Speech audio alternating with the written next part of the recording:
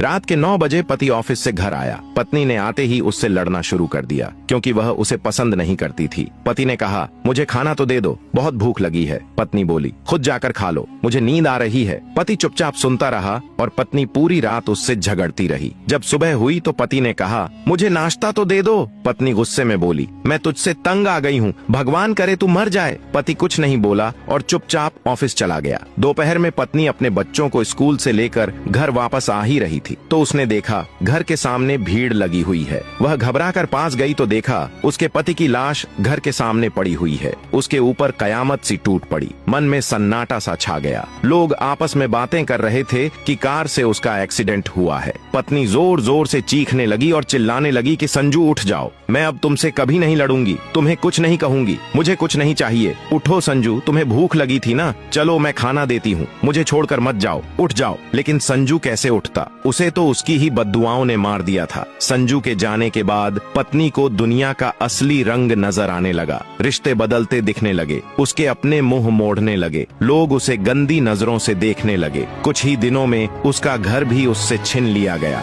जो हिस्सा उसका बनता था ससुराल वालों ने उसे दे दिया। पति के मरने के बाद पत्नी को एहसास हुआ, पति जैसा भी हो, चाहे पसंद का हो या नापसंद का, लेकिन वह औरत के सिर का ताज होता है। बात से सहमत है तो कमेंट में यस जरूर लिखे।